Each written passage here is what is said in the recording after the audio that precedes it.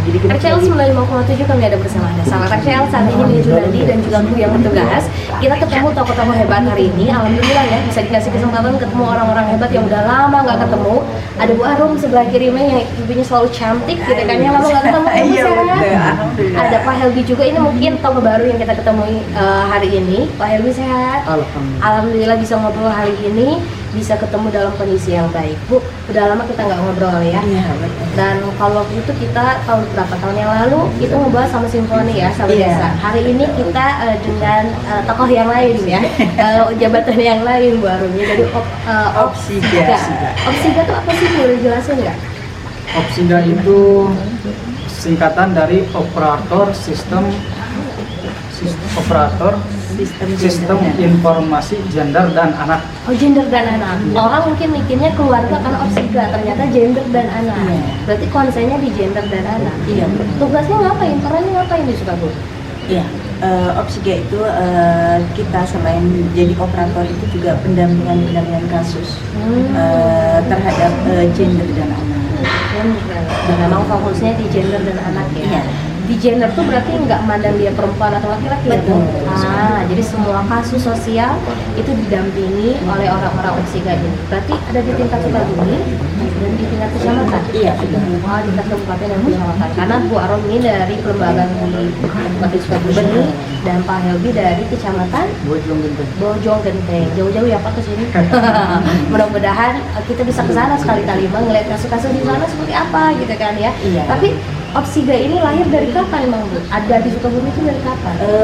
Opsiga ini sebenarnya sudah dari tahun 2017 ini kita di bawah naungan UPTD PPA Kabupaten Sukabumi.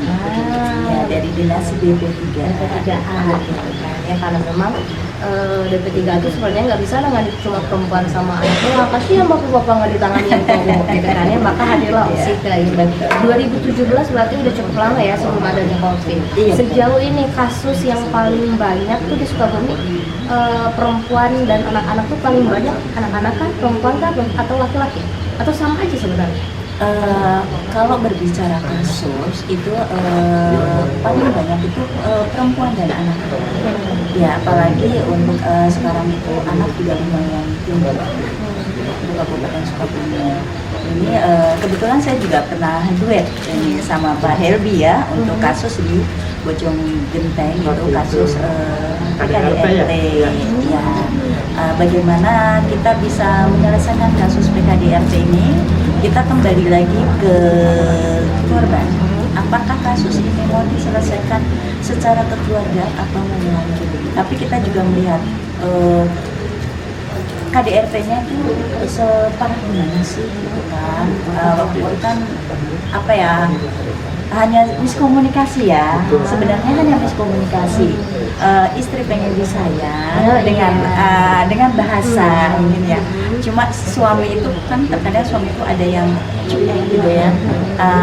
Bukan tipe yang romantis. Nah seperti itu. Tapi istri lama menginginkan yang pengen ada perhatian khusus dari suami seperti itu. Itu hanya sekedar kadang miskomunikasi aja. Setelah kita duduk bareng waktu itu.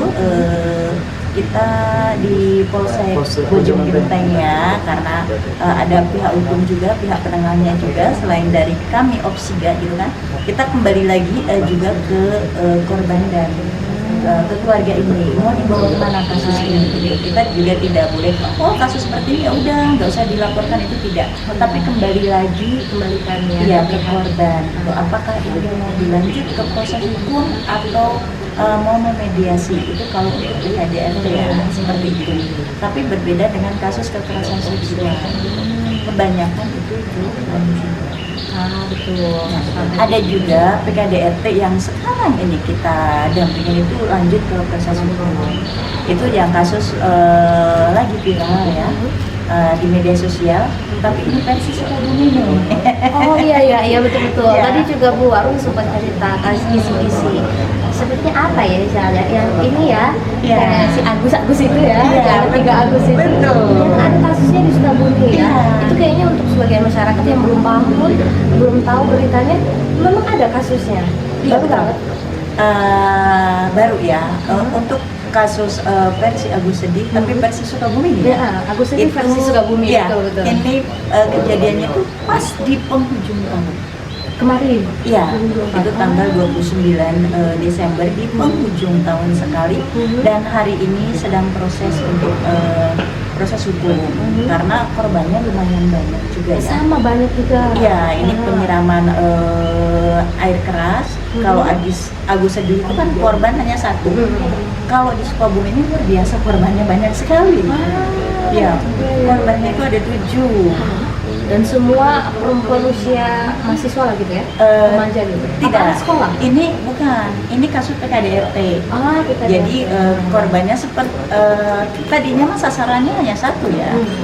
Tapi karena di rumah itu ada 5 anggota keluarga yang ada di dalam itu, dan 2 tetangga yang mendampingi. Nah di situ yang sebenarnya emang lukanya yang lumayan itu tuh ada beberapa, tapi yang parah banget itu ada 3, sampai harus kita rujuk ke NHS, harus mendapatkan layanan bedah plastik.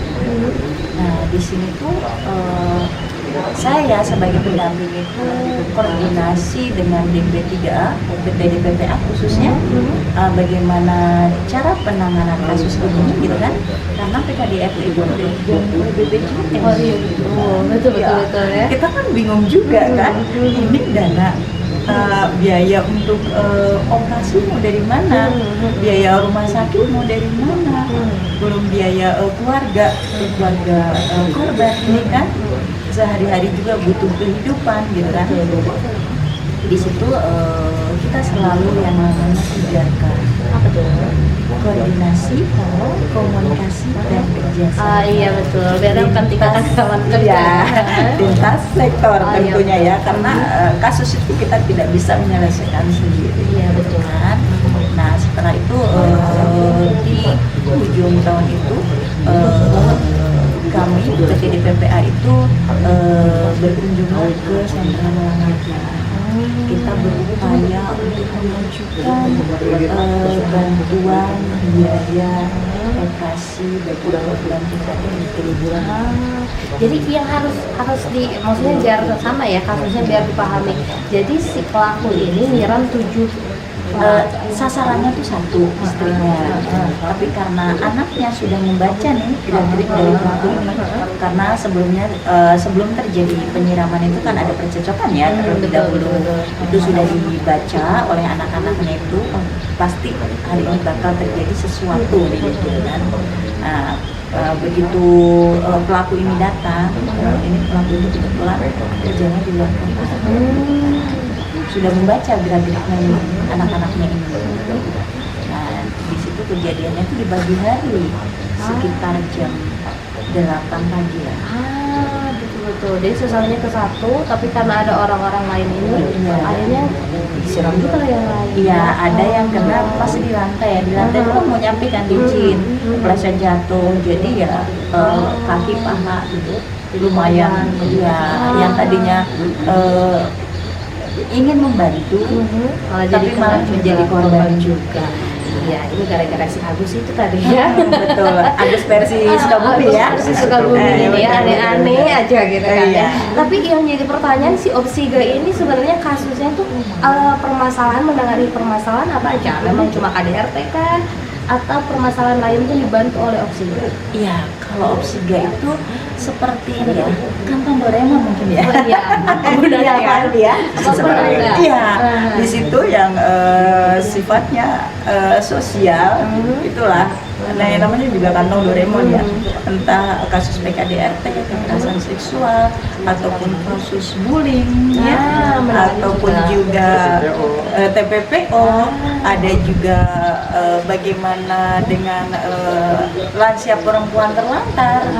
Jadi itulah semua permasalahan sosial tuh memang didampingi gitu kan ya, ditangani juga sama Opsiga. Luar biasa ya. Jadi kalau Doraemon punya kantong gitu kan ya, kalau kita punya Opsiga, jadi yang bisa membantu menangani setiap permasalahan sosial.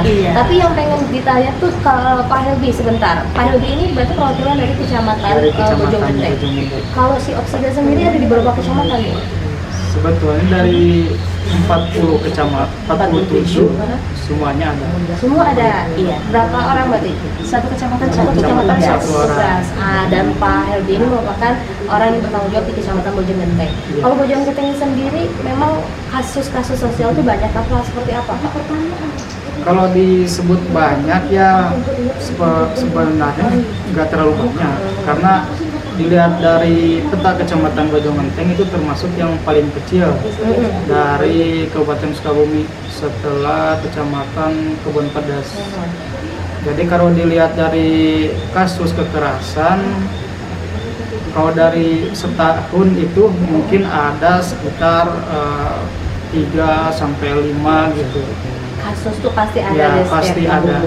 kan, ya? Jarang gitu nih. Jarang ada ya. Tapi kalau di tahun-tahun 2024 ya, karena ini masih 2025, ada kasus yang memang perlu kita ketahui, yang bisa diketahui nggak sih sama masyarakat dari Bojonggenteng? Atau sejauh ini aman-aman aja 2024? Kalau untuk 2024 mungkin itu tadi PKDRT. PKDRT ya. Itu berarti kejadiannya baru? Baru itu. Iya betul-betul. Mungkin kalau KDRT itu sebenarnya nggak bisa melihat posisi ya Bu ya. Iya. Mau di wilayah utara, selatan, mau di gunung gitu kan ya, yang namanya kejahatan mah pasti ada Iya. aja yang terjadi gitu kan ya. Tapi sejauh Pak Heldi dan juga Bu Arum di lapangan gitu kan ya menangani kasus, paling banyak tuh faktor yang bikin mereka si pelaku mau melakukan tindak kejahatan tuh karena apa sih sebenarnya? Banyak faktor ya, banyak faktor. Ada juga faktor ekonomi, ada juga dampak dari pemakaian ini. iPhone. Iya, Ah, gitu.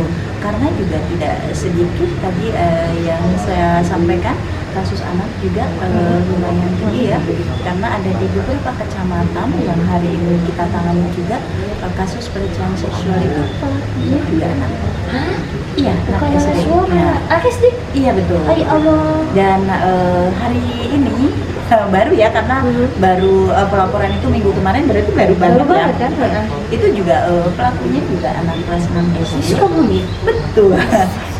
itu bukan kasus pertama untuk Kabupaten Sukabumi pelakunya anak itu ya. Pelakunya ini kelas 6 SD, korbannya itu kelas 4 SD. Ya, ada juga yang pelakunya kelas 6 SD, korbannya anak perempuan. Ya Allah, ternyata di Sukabumi ada kasus kayak gitu ya. Banyak. Banyak kayak gini ya. Karena tidak hanya satu kan? Iya betul, Iya, betul. Dan memang yang namanya kekerasan tuh, yang namanya kejahatan tuh ternyata nggak lahir di otak orang dewasa juga. Iya. Karena faktor gadget. Nah, tadi. itu.